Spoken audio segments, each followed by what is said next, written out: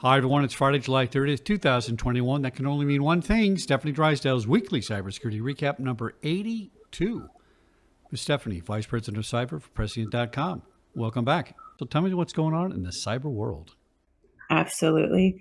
So this week, Tech Radar shared an article titled, "There's Almost Certainly a Spy in Your Office. It Could Even Be You." Uh, this got so much attention this week. So many people wanted to talk about this and the insider threat component. It was really a great dialogue. It cites a recent paper from the U.S. Senate Subcommittee on Investigations that addresses China's talent recruitment plans for becoming the world's foremost science and technology leader by 2050.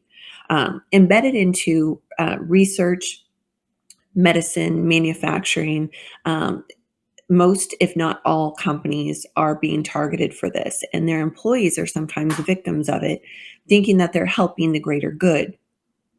So, a common strategy they use is recruiters inviting the target to attend an industry event, maybe to come speak at a conference, and then asking them to moonlight as an adjunct professor or some other side arrangement with no paper trail for them to vet or to alert their business to a potential threat. So, anyone can be a potential target, especially those in research or privileged access. So in some cases, they've even embedded employees that lay low for years before absconding with the target information. Insider threats are always going to be difficult to detect, but having detection technology to follow any kind of forwarding emails or sensitive data is super important here. Also, training employees on these threats and what to look out for and who else to loop in if they do have questions or doubts about a specific contact or arrangement. In line with that, Codeless shared Twitter account takeover, another celebrity account hacker arrested. So, leveraging some social engineering, the hacker secured Slack credentials of an employee and was able to maneuver internally through the systems and the processes. This is where awareness training really comes in handy, as well as having a system of checks and balances internally for those processes. Or better yet, obstacles if you prefer, to help slow down the attacker and hopefully draw some attention to the anomalous behavior before some real damage is inflicted. HelpNet Security shared how to prevent corporate credentials ending up on the dark web.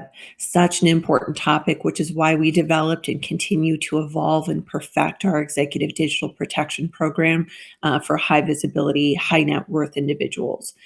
This offered 6 ways to keep your credentials safe, which is important advice for all of us, I think.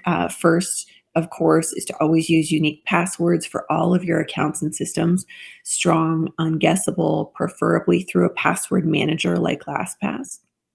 Second, to replace the passwords when needed. Most importantly, after you've become aware of any kind of compromise or breach.